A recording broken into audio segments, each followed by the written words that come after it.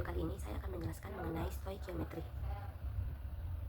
Baiklah, dalam ilmu kimia, stoikiometri adalah ilmu yang mempelajari dan menghitung hubungan kuantitatif dari reaktan dan produk dalam reaksi kimia. Dalam stoikiometri, ada hukum-hukum dasar kimia. Yang pertama, ada hukum kekekalan massa. Hukum ini menyatakan massa total suatu bahan sesudah reaksi kimia sama dengan massa total bahan sebelum reaksi. Contohnya, massa kayu yang belum dibakar memiliki massa yang sama dengan hasil pembakarannya. Selanjutnya ada hukum perbandingan tetap. Hukum perbandingan tetap adalah hukum yang dicetuskan oleh Joseph Proust pada tahun 1799. Ini menyatakan perbandingan massa unsur-unsur penyusun suatu senyawa selalu tetap. Contohnya, perbandingan massa hidrogen dan oksigen dalam air adalah 1:8, tidak bergantung pada jumlah air yang dianalisis. Hukum kekekalan massa tadi ini dicetuskan oleh Lavoisier. Baiklah, selanjutnya ada hukum perbandingan berganda. Hukum perbandingan berganda yang dikemukakan oleh John Dalton pada tahun 1803, yaitu apabila ada dua unsur yang dapat membentuk lebih dari satu senyawa, perbandingan massa unsur yang satu yang bersenyawa dengan unsur lain yang tentu massanya massanya adalah bilangan bulat dan sederhana. Contohnya, jika hidrogen yang bereaksi masing-masing 1 gram, H2O air yang terbentuk akan mengandung 4 gram oksigen dan 8 gram pada H2O2 atau hidrogen peroksida. Selanjutnya ada hukum Gay-Lussac. Hukum Gay-Lussac atau yang dikenal juga dengan hukum perbandingan volume dicetuskan oleh ilmuwan asal Prancis, yaitu Joseph Gay-Lussac. Berdasarkan penelitiannya, Lussac mengambil kesimpulan bahwa perubahan volume gas dipengaruhi oleh suhu dan tekanan. Contohnya, pada suhu dan tekanan tertentu, 1 liter gas nitrogen bisa bereaksi dengan 3 liter gas hidrogen, hingga menghasilkan 2 liter gas amonia atau 2NH3. Selanjutnya ada hipotesis Avogadro. Hipotesis Avogadro ini melengkapi hukum kimia yang digunakan untuk stoikiometri. Seorang ilmuwan asal Italia, Amadeo Avogadro, menyatakan bahwa partikel unsur tidak selalu berupa atom yang berdiri sendiri, melainkan bisa berbentuk molekul unsur. Contohnya H2, O2, N2, dan P4. Berdasarkan pemikiran tersebut, Avogadro berhasil menjelaskan hukum Gay-Lussac dan membuat hipotesis, yaitu pada tekanan dan suhu yang sama, perbandingan gas yang memiliki jumlah volume sama akan mempunyai jumlah molekul yang sama pula. Selanjutnya ada konsep kimia yang harus dipahami dalam stoikiometri. Yang pertama adalah massa atom relatif, yang sering disebutkan dengan AR. Massa atom relatif merupakan perbandingan massa suatu atom dengan 1/2 kali massa suatu atom isotop karbon 12 atau C12. Isotop C12 ini digunakan sebagai standar karena mempunyai kestabilan inti dan inert dibandingkan dengan atom lainnya. Nah, massa atom relatif ini seringkali tertera di tabel periodik unsur. Selanjutnya ada massa molekul relatif yang sering disimbolkan dengan MR. Berbeda dengan atom relatif, massa molekul relatif digunakan untuk mencari perbandingan massa suatu molekul senyawa dengan 1/12 kali massa satu atom isotop karbon 12 atau C12. Dalam hal ini, molekul merupakan gabungan dari atom-atom suatu unsur, jadi MR merupakan jumlah AR atom-atom penyusunnya atau dapat dirumuskan dengan MR sigma AR. Jadi MR ini merupakan diambil dari suatu molekul, sedangkan AR dari satu unsur. Baiklah, selanjutnya ada konsep mol. Dalam konsep mol, 1 mol suatu zat dinyatakan sebagai banyaknya zat tersebut yang mengandung 6,02 dikali 10 pangkat 23 buah partikel.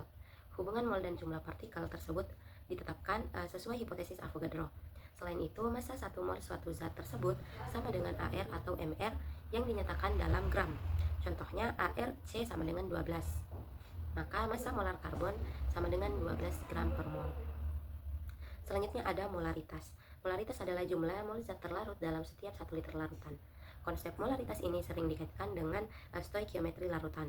Umumnya molaritas dirumuskan dengan M sama dengan N per V, atau N itu sama dengan mol dan V itu sama dengan volume. Selanjutnya ada jenis-jenis stoikiometri kimia. Ada 3 macam stoikiometri dalam ilmu kimia, antara lain stoikiometri reaksi, komposisi senyawa, dan stoikiometri gas. Berikut penjelasan jenis-jenis stoikiometri tersebut. Stoikiometri reaksi membahas tentang hubungan kuantitatif antara zat yang terlibat dalam suatu reaksi kimia. Stoikiometri reaksi sering digunakan untuk menyetarakan persamaan reaksi. Selanjutnya ada stoikiometri komposisi, membahas tentang hubungan kuantitatif massa atau jumlah zat antar unsur dalam suatu senyawa. Dalam penerapannya, stoikiometri ini sering digunakan untuk menggambarkan jumlah zat nitrogen dan hidrogen yang bergabung menjadi amonia kompleks atau NH3. Selanjutnya ada stoikiometri gas. Jenis stoikiometri ini berkaitan dengan reaksi kimia yang melibatkan gas, di mana gas pada suhu, tekanan, dan volume tertentu dianggap sebagai gas ideal.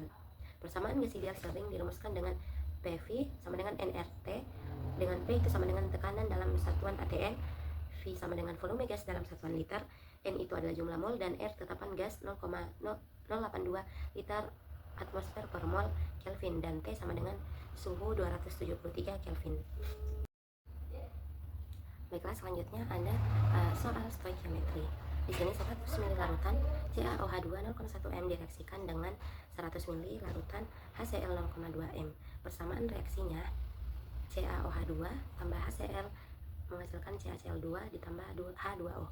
Tentukan reaksi pembatas, reaksi sisa, dan massa CaCl2 dengan ArCa40 dan ArCl 35,5.